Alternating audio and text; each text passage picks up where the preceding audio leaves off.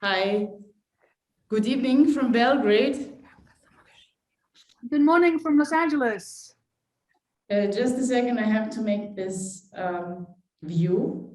Thank you so much for joining us tonight. Here is tonight, and it's 9 o'clock in the morning in LA, is it? That's correct. Yeah, and the clocks changed last night. Oh, okay. And I'm about to come to Europe, so it's all very confusing. And I'm very happy to be here. First of all, I love Croatia and your festival, and I'm sad I'm not there in person. And thank you so much for including me. Yeah, it would be nice if you could come to us live, but this is also nice. And yeah, I'm sure that maybe in the audience there are some questions for you. So I will ask first, concerning the film. They just saw the Bring Your Own Brigade. So let's see if there are questions from their side. Jel imamo nekih pitanja za Lusi? Evo, možeš da dođeš ako nije problem, bilo bi možda lepo da bi. No. One of our volunteers is coming to ask you something. Hi, so I'm a climate activist, and my biggest question for this film is actually, how do you stay hopeful, like when you talk to those ignorant people who deny climate change, or maybe during that voting, how do you stay hopeful? How were you able to make such a great film that is just filled with hope and positive energy somehow? Thank you. Well, making this film was really difficult. And I think it's maybe my 7th film. I have to count. I made feature films, Devil's Playground, Blind Sight, Wasteland, Countdown to Zero, Crash Reel, Buena Vista. This is number 7 of my feature films. And I've made many shorts, including long short films and some like TV hours, lots of things. So my 7th film, you'd think, it's getting easier. But no, this one was really difficult to tell. For many reasons, and including, I think, the emotional journey. That's right, and how to stay optimistic and inspired, and to have the energy to carry on, because it's a difficult story, and there is, I think, sometimes pressure to have hope. But for me, I always want to be authentic. So I never want to make a movie if it makes me sad and then say at the end, don't worry, you can just fix it, if that's not true. So for me, I never like when people say, it has to be hopeful. Because for me, it has to be truthful. And yet, for me, I'm happy because there is some hope in the film, even if I think we struggle with this in general, with the discussions around climate. And I'm sure perhaps you in Europe, I don't know, maybe, is this true? I have a question for you, that this week, I'm thinking a lot about the meeting in Glasgow. Actually, I'm going to Glasgow next week with the big climate COP26 conference right now. And also I talk with my friends, wonderful environmental filmmakers, like, I don't know, I have so many colleagues that make incredible films, right? I was just talking to my friend who made Chasing Ice and Chasing Coral, incredible films. How do we stay hopeful? How do we keep optimistic in the face of such serious news about the climate? And it's interesting, I think, often my brain goes to fear as a place. And yet, is it possible that everything will be okay? That science will stop climate change and we won't have the things that we are afraid of. So these are big questions in life for me and in our generation, I think, of people living. I think this is such a big question in general. For me in this film, what was interesting was to take that journey through making the film with the individual conversations and individual experiences I personally was having. For me, it was very actually scary to meet people that didn't believe these things, because I am so used to being surrounded by people that think the same way as me. You know, I went to university, I live in big cities. My friends are very intelligent. My friends are very rational and like science and, you know, like COVID vaccinations, you know. So this is a specific group of people that I am surrounded with. And for me, it was a big learning experience. I learned a lot to step outside and meet other people who think differently. And sometimes it was scary. And not just because also those people have a lot of guns, and I personally find guns frightening, like I find fires frightening.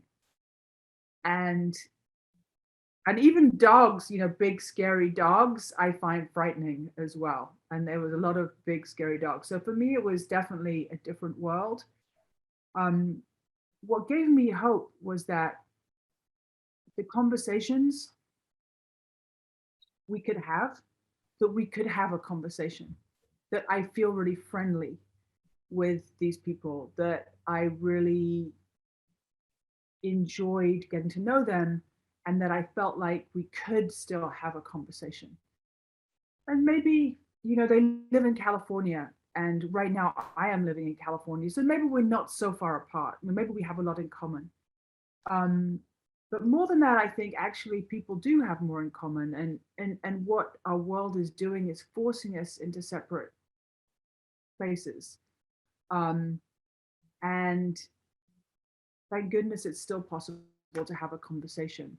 And at the end of the film, and I'm not sure, this is subtle in English, and I'm not sure if it's clear, but at the end of the film, you know, the people that say they don't believe in climate change also started saying, but Mother Nature was angry and the plastic bag almost destroyed this town. And that is a very environmentalist point of view, right? That's not the point of view of somebody who doesn't care about the environment. And for me, actually, keeping the conversation going and having the conversation be deeper was possible and really encouraging. And sometimes I think that it is just slow. Human beings are just slow. And they don't want to change. Life is too complicated. And especially when frightening things happening, when trauma happens, when difficult things happen, people sometimes will become more afraid and more slow. And I think that for me, sometimes I really hope that these conversations, even though right now it can feel like we're going backwards in time to a time that was more closed-minded, I hope that overall, the big picture, we are moving to slowly understand more. I think about when I was a kid, I was very good student and I was very good at chemistry. And my teacher told me about climate change.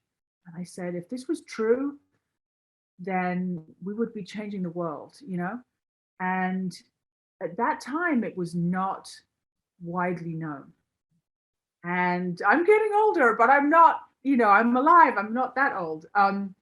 And I feel like it's really recent in human years that, so I hope it's just that we were slow and we can catch up. That said, the fires are very scary and the world is changing fast. And I think about those big trees, the big, beautiful trees in California, and that this year, even since we finished the film this summer, those trees are being burned, and it is very, very sad. And so what can we do? We could make documentaries and hopefully have people think about it more. That's the solution, I suppose, is to just keep working and to use the time that I have to personally reflect and to make films that hopefully people like you will watch and we can have a discussion. So sorry, that's a long answer. Thank you so much. Let's check if someone else has a question. Just a moment. I have to ask here in Serbian. Ako imate neko pitanje, možete da pitate pa ću ja prevesti ili neko da dođe ovamo ko želi da postavi na engleskom. U vezi sa ovim filmom ili nečim drugim, mislim njenim radom, ako ste gledali njene prethodne filmove. Ne? Okay, they're out of questions for the moment, but I can ask you a thing that I wanted to ask you, not only about this film, but about the editing and, the first part of your film, which is very dramatic with this original footage from this rescue from the people from the fire brigade and police. And, how did you get this material and how did you work with it during editing? How did you make this, so that it looks really, it looks really scary anyway, but just your approach to this material and how did you get it? Well, a few different ways. We, first of all, were filming. The secret, in a way, to making this film was that I was already making the film before these incidents. So I started making a film about fire in California almost 1 year before. And almost 1 year before they had the biggest fire in California history. And I thought, okay, I'll make a film about this one.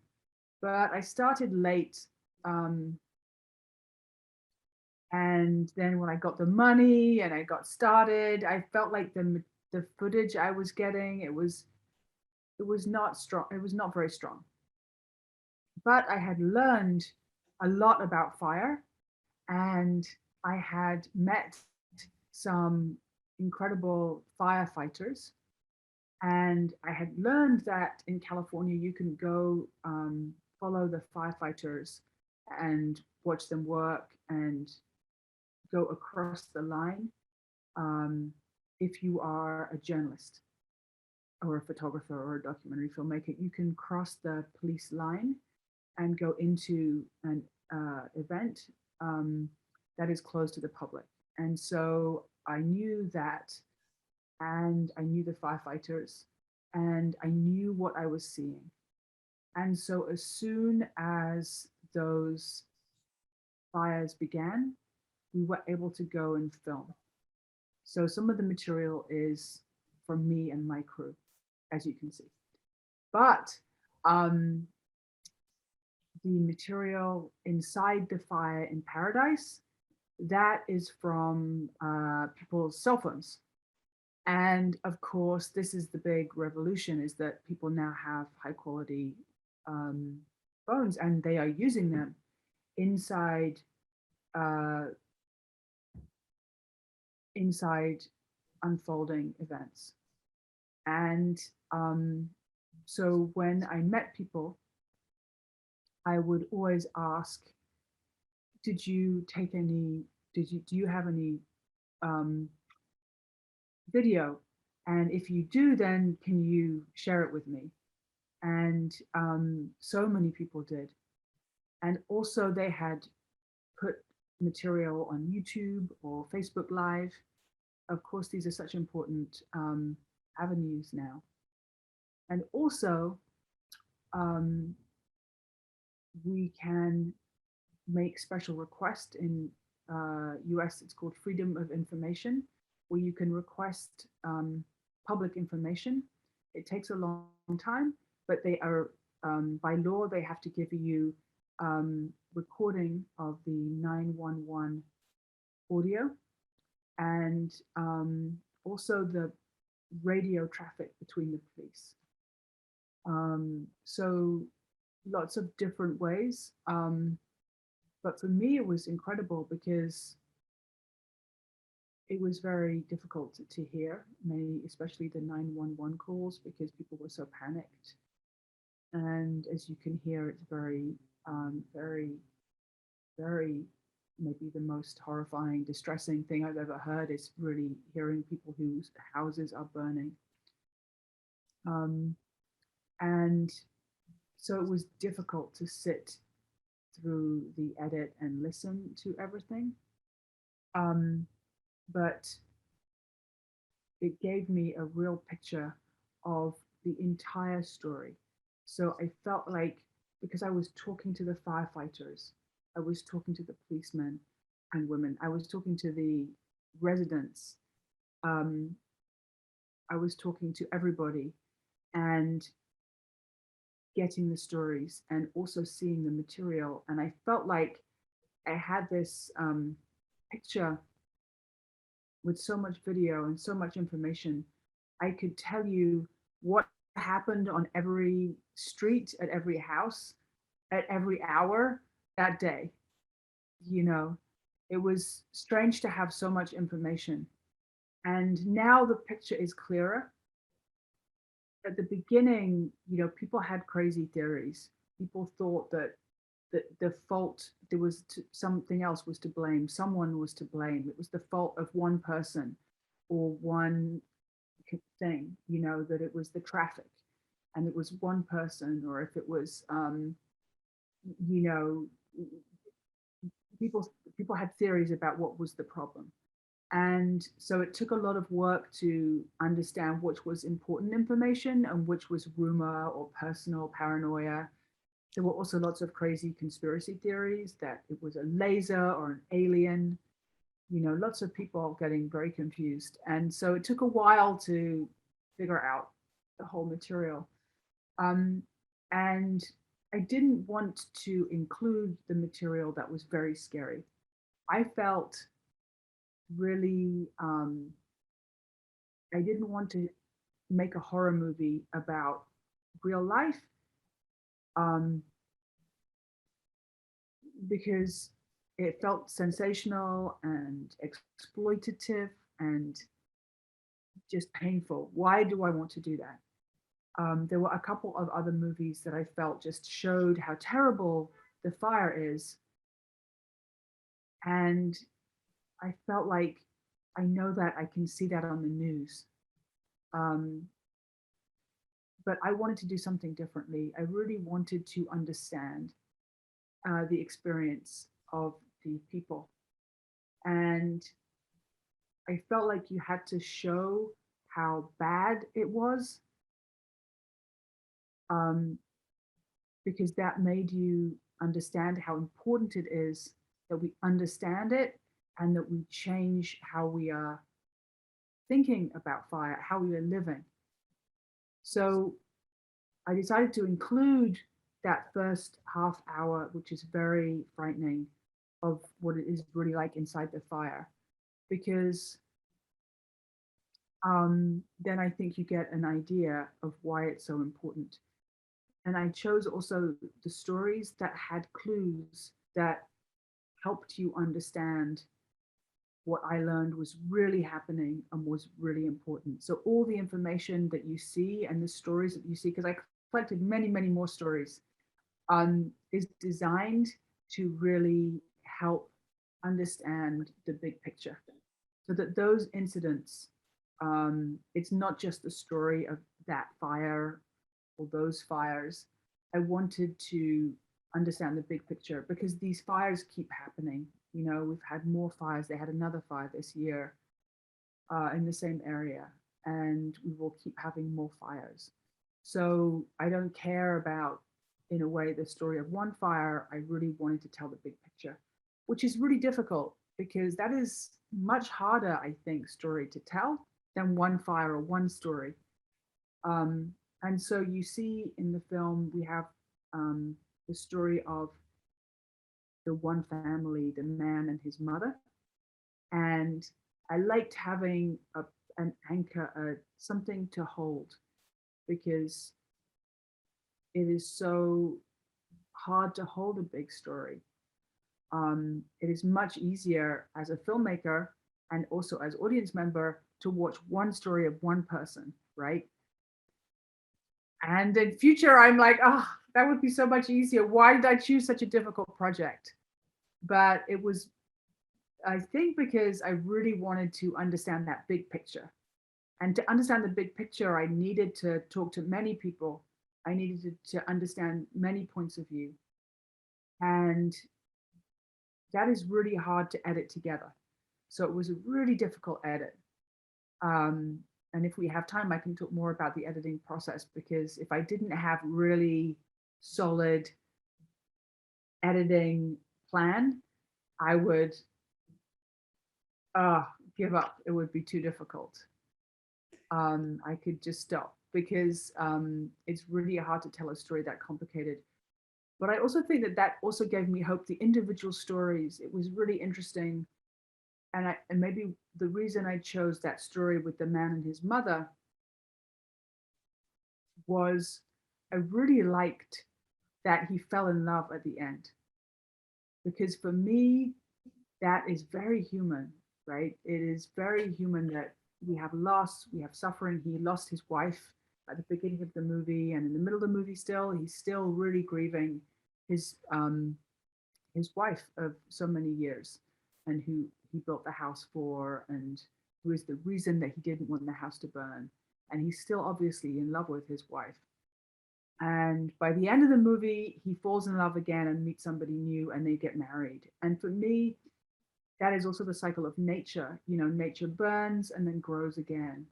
And also, I think that gives me hope, is that in that story, you know, we do move on, we do grow, we do live again, love again, you know, grow again, like nature. And we are nature. And so for me, I suppose that is also gives me hope, and also gives me a story to edit. Yeah. Yes, I what I like about your films the most, and maybe that's the reason, this kind of humanity and this positive. When you think about Wasteland, and also the crash reel, and the tsunami and the cherry blossom, these are the films that we have shown here. They're all really positive through the loss, through everything, you know, the difficulties that your characters have. There is always hope. And most of your films have always gotten the audience awards everywhere, and also other awards, of course.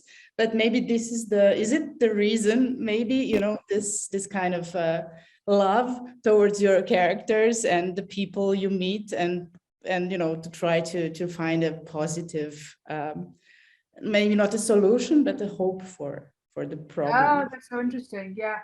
I feel like for me, I'm not trying. For me, it's not like I try. It's like how I actually am, how I feel. I mean, the people in my films, maybe I pick my films carefully, but the people in my films I am in love with, and I really see the challenge that they have, and I see the energy they bring to their lives and how beautiful it is, and they inspire me. So perhaps I pick the movies that I want to make. I pick the stories, and also maybe I pick the characters, because I see that quality. I see that they inspire me, that I want to understand how they keep going. How do they continue even when, you know,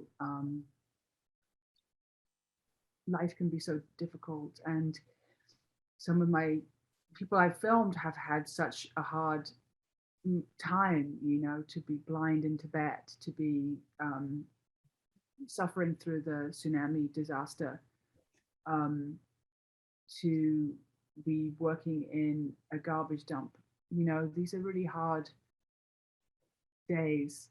And so it's not like I try, and it's not like I really think about, I don't think, oh, what is a story that is hopeful? I think about what is a movie I want to make, and then they turn out to be like this. So it's funny, it's a deep program I have. I don't know why. It's interesting. Or maybe because I do know why. I think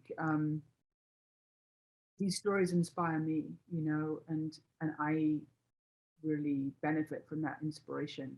You know, for me, I love when I can relate to a character and I can feel the difficulty of what they're going through. and see them rise to the challenge, because I feel like that is what I have to do in my life, and I'm sure that is what you have to do in your life, right? So yeah, it's funny, but I'm not trying. That's the way I see things, I guess. It's interesting.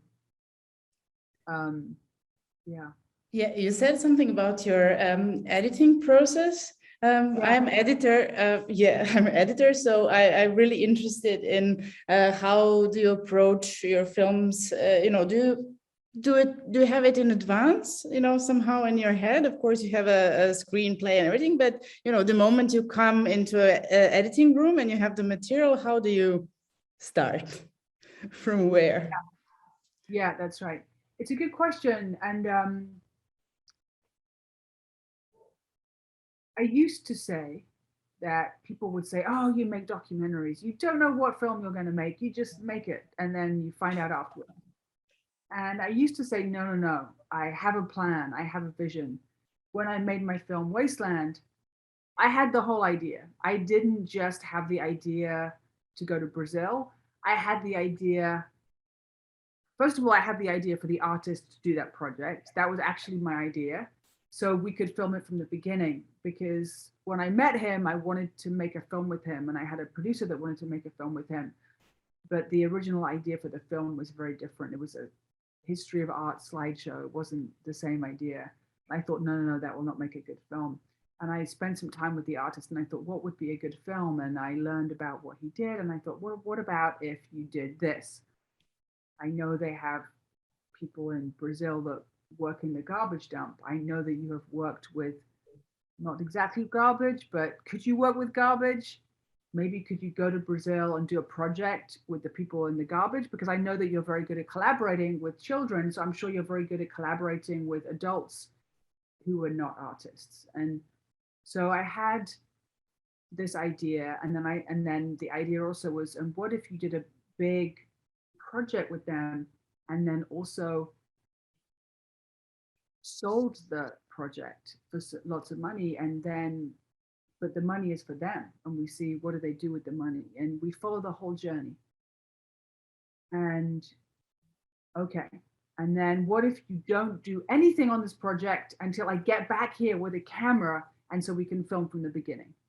Okay, so that is the film Wasteland. So before we began, I knew that we were gonna go to Brazil, do the project, film the project, meet the people at the garbage dump, and sell the art and give the money to the people and see how that unfolded, see what happened. And I had the whole idea. And sometimes people say, oh, but you thought you were going to make a film about the artist, and then the people in the garbage dump turned out to be interesting. And I said, no, no, no. I always knew they were going to be interesting. I always knew they would be the most important part of the story.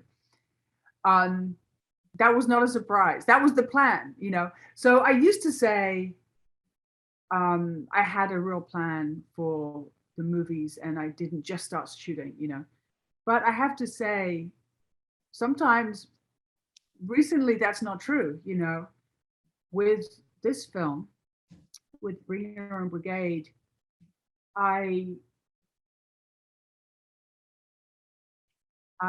just knew I wanted to understand the fires. And originally it was a film about the biggest fire in California, which was actually not even in the finished movie. We started filming the Thomas Fire, and I was going to make a short film about one fire.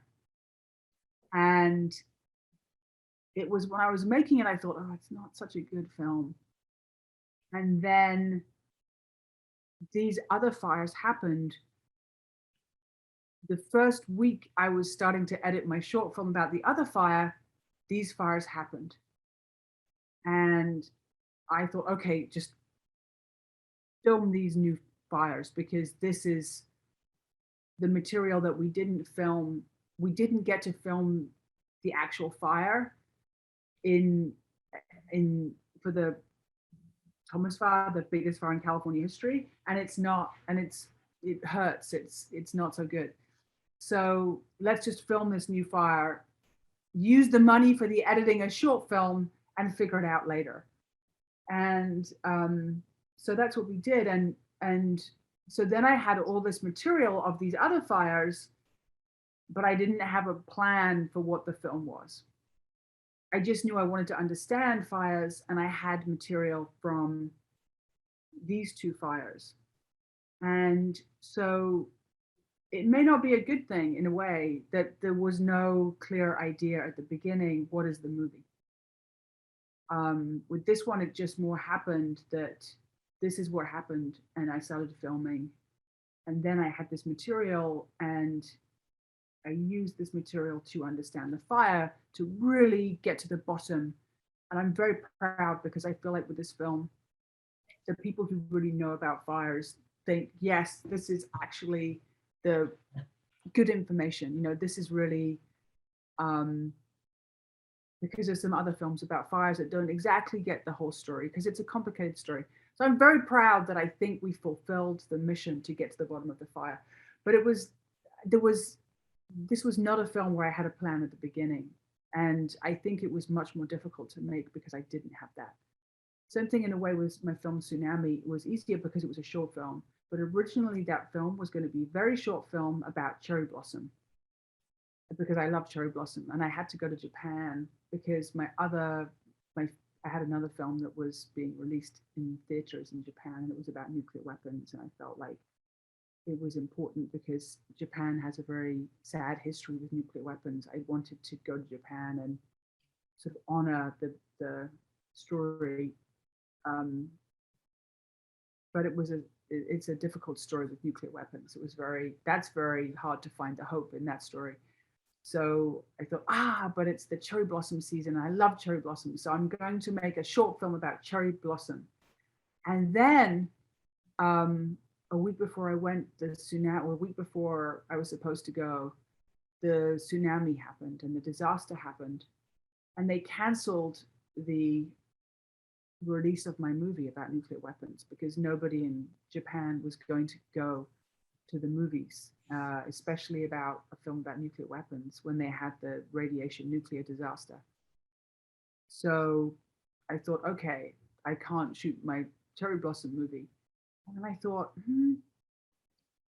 actually, now is maybe more important time to tell that story. Cherry blossom is a symbol of shortness, fragility. Life is very easily killed. And this is a reminder. This disaster shows us that. And if there is a time to make this movie, it is now. And so I was very frightened, but I went to Japan, and at the airport, everyone was leaving. Everyone was going one way. And at the airport, they said, I was with my friend, the cameraman, the two of us, we flew into Japan, and they said, oh, no, you are going the wrong way. You are leaving. And we said, no, we're coming to Japan. They said, you're coming to Japan? Why? Everyone is leaving. And we said, is that okay? And they said, yeah, for sure, but okay. So we went into Japan and filmed that movie when everyone else was running away. And that film as well I didn't know what I was making when I made it.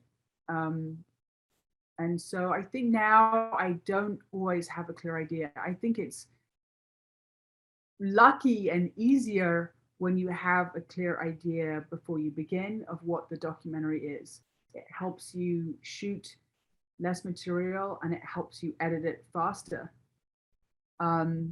But I also love that sometimes I just go into the dark and ask a question like, what is happening with these fires? Because I don't understand and I'm afraid. And I can come out with a film and the investors didn't lose their money and it came out in the USA, at least in theaters. And it's actually going to be available around the world for free, which I'm happy about because I wanted people to be able to watch it. So I'm very happy that it worked out. But that film was difficult for many reasons. And it was very difficult to edit because we had so much material and we didn't have a clear single story. So would I have done this film again if I knew how hard it would be? I don't know. It was very hard, but I'm very proud of it. And maybe it was always going to be very difficult to make a film about climate and fire that was honest, and useful. Maybe that is a difficult film to make. And I feel proud that I didn't make it easier. I didn't cheat, I didn't take any easy route. I took the difficult road, and I got to the end of it, but it was difficult. And I think sometimes, you have to be careful about taking the difficult roads, because I only just got to the end with this one. And it was a challenge. I think a lot of the questions about editing can also be a question about, like, what film do you begin, and is it going to be a good edit, So I can talk a little bit more about my thinking about editing for documentary, because I think that's huge, something I think about a lot, because editors, as you know, are the most important collaborators, because you are telling the story with them, you're writing the story with them, and it's so much work to edit a documentary, both because there is no script, and also because Alfred Hitchcock, the wonderful director, said, drama is life, but with the boring parts cut out. But documentary is life, and it has lots of boring parts, right? And so how do you make something that is dramatic, but also true, not fake drama, and yet interesting to the audience? That is always the challenge. And it's a lot of work. I think all that work happens in the editing. And so I think I have a list of here. You have to, before you edit, I find a wonderful editor, and I expect it to take a long time. A huge part of our budgets is spending time in the editing room. And I think sometimes with television projects, especially, they expect you to go really fast. And you can do good work really fast, but can you do great work? I don't know. For me, films go from okay to good to excellent to award-winning, just because you have more time. I don't know how to do it quickly. Although Wasteland, we did edit really quickly. Wasteland's an interesting example. Wasteland, we edited really, really quickly. And currently I'm editing a new film really quickly. And I think that's because the films are very simple. And in Wasteland, we didn't shoot that much. And it had a very clear story that I had already thought of before we began. So in a way, I just told the story that I always knew the story would have. And I had filmed only so many pieces of, and I also had a wonderful editor. As I am very lucky. I always have wonderful editors, but we really had a great, we had a crazy schedule, and we had to do it really fast, and I was worried, but actually we managed in that case to edit it really, really quickly. I think because the story was very, very simple, and I sat down the first day of editing, and I knew we had a very quick schedule, and I just said, okay, here is what I think the film is. And I wrote a list of the scenes, and whenever, because in that film there are several characters who work in the garbage dump that collaborate with the artist, and every time something happened to all of them, I just wrote montage all of them. And I wrote a list, and at the beginning I said, I don't know what it is, but we'll start with a bookend. In English, do you know that phrase, bookend? It means when you have something at the beginning and something at the end. So it creates that shape. And I don't know if you remember my film Wasteland, but it has a wonderful TV show. And at the beginning, the artist is on the TV show. At the end, the leader of the association from the garbage dump is on the same TV show. And it's really nice that shape. It really is a really nice story that it begins and ends in the same place, but now the guy from the garbage dump is the star. And I really like that story. So I didn't know yet when I began to edit, I hadn't found that material yet. So I just knew there was going to be something at the beginning, something at the end. I literally wrote down poetic introduction, poetic outro, meaning the end, the introduction at the beginning, and at the end introduction at the end. I didn't know what it was, but I just knew it had a beginning and an end, and then the story, just what happened next, what happened next, what happened next. Oh, and then 6 people happened, montage. And what happened next? So that was very quick. But oftentimes it's, you know, you have to really, you have to keep working. Also, before I begin, this is just before I begin, I also, I've often made films in languages I don't speak very well, like Tibetan or Portuguese or Spanish. You know, I speak some, but not very well. So I'll always translate and transcribe all the material that is interviews, especially. I can take notes if it's not interview, but if it's interview and dense material, I always, before I begin to edit, and now there are good automatic online things that you can use at least for transcription. So that is always something I like to do. I love to watch all the material and make notes. Sometimes with time that's difficult these days, which I think is a real shame, because I think the best step, and I'm a director who really loves the editing, and I love to help the editor. I'm not somebody who just says, I shot this, you edit it, bye-bye. You know, I really like to work with the editor and really be involved, because I think that's how the films, you know, I really think that collaboration is how the films get to be really good. So I really do work with the editing. And if possible, and let's go to my next page. And then the heart of my editing process is to have the scenes and to have a plan. I used to use, in English we called index cards, like pieces of card paper, and on a board on the wall, like, you know, have all the scenes on the board. And now you can do that online. There is a new software we use called Miro that I like, that is digital index cards.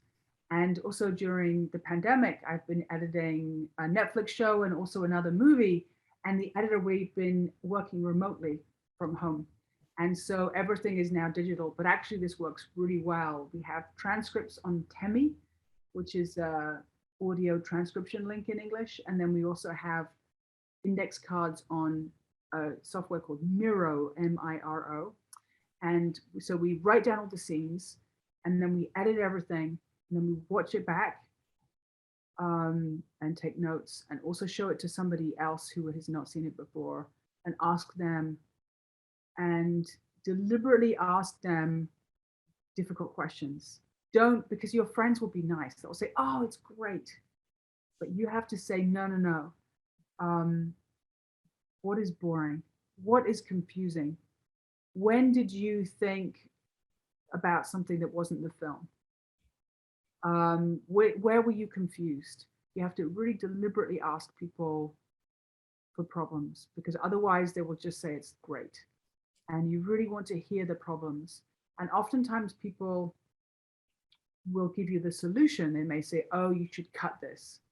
But actually, usually you are the best judge. You and the editor will be the best people to say what the solution is. Sometimes people have good ideas for the solution, but usually they will be really helpful to show you the problem. And then if you're lucky, they'll have a solution, but usually you have to find the solution, because you know the material better, you know the craft better. And then I just do that over and over again. And with a film like Bring Your Own Brigade, that was a long journey, because trying to find the structure with so much material, so it was a complicated story, lots of technical information, that was difficult. But don't stop until you're finished. And you keep doing that. And I really like including people who haven't seen the film before. I really like showing it to people who haven't seen the movie. And then everyone can have a thank you credit. And of course, editing, there's always a time, I think, or times when the movie you feel very depressed about it. Sometimes the first rough cut is very rough and depressing, and you think, oh my goodness, I'm never going to get there. The film is so bad. What was I thinking? And then other times sometimes the very first time you put things together, I'm like so excited. I think, the movie is great. It's almost finished. It's not, and there's a lot of work. So you have ups and you have downs, but you just keep going with this journey where you use the index cards to see what is the plan. You do the plan. I go back to the transcripts always and think, what is interesting? What is important? What is interesting? What is important? Cut out anything that is obvious, that people know already, that isn't helpful, and keep looking for the things that are the most interesting, the things that you find interesting. Keep finding a way to make the most important, interesting, truthful thing, and keep sort of digging at this, like there is treasure and you have to dig, for it. And then eventually for me, it's almost like there is a magical solution and you have to find it. It's not like, when something is finished, for me, that's it, it's finished, and that is the way it should be. Bring Your Own Brigade was a little more complicated because some of that was information, but often with the films, I have had experiences with the scene where you keep working and you keep editing and you're not sure. But for me, there is one way that the edit will work, and you have to find it. And when you find it, it's almost like a mystical thing, that it is how it feels like it should be that way all along. That in retrospect, that was the only way that it could be like that. For me, I also think a lot about style. I think that I have some rules, and quickly I have rules like, I think for style, it's important to just have a few tools that you use in a project over and over again, that really the project needs certain approach, and you just stick to that and use those tools. Because I think if you introduce a new tool every time you have a new thing in the project, it doesn't have the same quality. I really like when material asks you to do something, and you keep that. For example, in Bring Your Own Brigade, that is the very first time I've narrated a film. And I hated it. I always said, I'm never going to narrate a film. But you know what? I think it was, for me, the best way to tell that story. And so I did it, and then I stuck with it. And you have to, use that narration to really help the story. In other films, my film, The Crash Reel, we write on the screen, which is a technique that's reminded me of how the snowboarders are. They kind of, graffiti, and it's very energetic, and you have to sort of, I needed to do that because when snowboarding people wear helmets, you can't see their faces. So you need to point out who is who with literally by writing on the screen. So that technique was something we invented just for that film, but I think it was perfect, and then we used it. So you choose the tools. And I think I'm always looking for the scenes and the moments that are not just interviews, right? It's always, for me, exciting when there's a scene and you really see life. And including in B-roll, I really think about B-roll, not as B-roll, but as scenes. And I really try to organize it so that every shot, you never just cut to something. There are movies, successful movies, I hate them though, that just, there's a beautiful montage, but the shot from this part of the movie could be in a different scene. They cut to the beautiful example flower, and then there's another beautiful flower over there. But I'm like, you know, in my film Wasteland, for example, every scene where we cut to the B-roll of the garbage dump, it's different. Is it raining and everyone is really struggling? Or is it sunny and everyone's wearing cool clothes? You know, every shot has a different vibe. And I think really grouping things into categories and really finding the right, so that things really play as scenes, even though they're actually not, they're just shots that you grabbed here and there.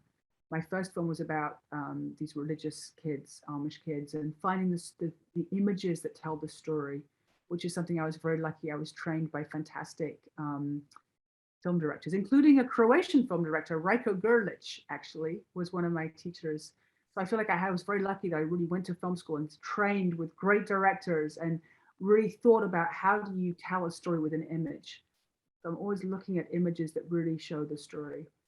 And I had a great Lithuanian teacher who always said, you know, what is a bad shot? A bad shot is bad, it's boring, it's generic, it doesn't say anything new, you knew it already. A good shot is strange, miracle, and never seen before. This is something that you've never seen before and is interesting. And I think always looking for that stuff. I'm always trying to tell a story with the material. So, you know, how do you go beginning, middle, end? You know, it's a narrative medium and life is kind of unclear. So you have to try to find a way to make it clear, to find clear story beats that progress. Like you're writing a screenplay for a thriller, but it's not. But you have to have the same discipline, I think. And then I'm also, it's very easy to be confusing with documentaries. Oftentimes when you have screenings and show it to people, they are just confused, you know, and I watch a film and I'm just confused. Is it the same person or their brother? You know, wait, is this 1 year later or the same day? You know, and every time you get confused, which is very easy in documentary because, you know, again, life is confusing. People gain weight, people lose weight, people have brothers that they look like, you know, you don't know, right? So I have many other rules. I always try to include information so that if people don't know anything about the subject, they have everything that they need. But it is not boring. So the experts, the people who knew the things already, it's told in a way that even the snobs, the people who know everything, they haven't heard it before as beautifully, so that they will enjoy it. So I try to make sure that it's enjoyable for people who don't know anything and people that feel like they know everything. And so I really sort of have a lot of kind of things I'm trying to do when I'm editing. The golden rule of editing is, if in doubt, throw it out. I always wish that I was as good at tidying my house as at tidying an edit. This film is very, very long for me. Bring Your Own Brigade is by far the longest film that I've made. And I found it really difficult to cut down. It was interesting. Again, I don't know why. I think it's because the information is important, but it was difficult. Whereas normally my films are shorter and really try to be very strict about throwing things out. If they don't need to be there, you have to throw them away. And I have a joke that there is the perfect length for a movie is 15 seconds before it gets boring. And I worry with Bring Your Own Brigade, it's too long. You know, it's a very long movie. It's almost 2 hours, 1 hour 50 something, right? So it's a very long movie. And I worry that it is not 15 seconds before it gets boring, which is, I think, the perfect length. So those are some of my rules for editing and things I think about editing. But yeah, thank goodness that I have a lot of confidence in my editing process. Or with Bring Your Own Brigade, I would have just, I don't know what, stopped and run away. But I couldn't do that because I had begun and I made a commitment. And when you start to film people, for me, it's a sacred thing. You know, people share their stories with you. They give you their time. Also, investors give you their money. And for me, I can never go back. for me, the biggest, responsibility is when I have filmed something, I have to turn it into a film. I can't just take people's stories, take people's money, and go to the beach. I wish I could, this would be more relaxing, but I feel like I have to make the best film that I can because they have given me so much, and I have to give, this back. And also the audience, when the audience gives you their time, I feel like you have to give them the best possible story film. You have to give them the best film because they are giving you the best thing they have, which is their time. Yeah, I think this is thank you so much, because this is really great thing that you said. And maybe since we're almost out of time, this was like really 15 seconds before on time. Yeah, no, I just wanted, because we are working a lot with the young people, like really young people, also high school students that are interested in film, and this is a really interesting work. So maybe just a little message for the young documentary filmmakers. We need your films. Yeah, the world needs your film. For me, it's been an incredible career, an incredible way to explore the world. But I think about the world and I understand it because of documentaries. And, I think if I was a young filmmaker in Croatia, or Serbia, sorry, Serbia or Croatia or any of your neighboring countries, right? Because Serbia has been through a lot, including Croatia, including all the history in our lifetime, in my lifetime. Maybe you're younger than me, but Serbia has been through so much, and the stories of the people are so important to understand. I was in Belgrade and loved it. Maybe in 2014, and I was so fascinated. I remember seeing in Belgrade the refugees and thinking, this was before I saw any documentaries. Now we have wonderful documentaries about refugees. But when I was in Belgrade, it was at the beginning. And I just said, who are these people on the streets? These are not Serbian people. And my Serbian friends explained, oh my gosh, no, there's this new thing, and these refugees. Was it 2014? It might have been 2012. I can't remember. But it was fantastic that now we have these amazing documentaries, right, to understand, because I didn't understand what was happening when I visited Belgrade. And so I feel that it's so important that we understand. And I think, when you have an experience where you get to know people, everything gets better. All my films, I think, shed understanding between people, including with Bring Your Own Brigade, with people who have different political views than me. It really helped me to understand their points of view and to love them across our differences. And that means war is less likely, understanding is easier, everything I think between humans gets easier, and that we can, Bring Your Own Brigade is about the difficulty of us coming together as human beings to solve big problems. And it's just difficult for us to understand other people. And documentary is so important. And especially in this world now, I think we have these forces. Facebook with the different, things is forcing people into different corners. And I think that documentary and film, also fiction film, really brings people together. And so it's not only a beautiful way of life, it's a beautiful way to be in the world. It's also, I think, the best thing, we can do for our world is tell stories that help us understand each other, that will make, wars and climate destruction and people hurting each other less likely in the future. So I think that's what I think. Thank you so much. This was such a powerful message, and thank you for this talk. And next time you have to come to Belgrade again to our festival. And I love that. Yeah, with your new film, you said you have a new film, so we're looking forward. I mean, yes, yeah, okay. All right. Thank you so much. Thank you so much. Thank you for everything, and bye-bye.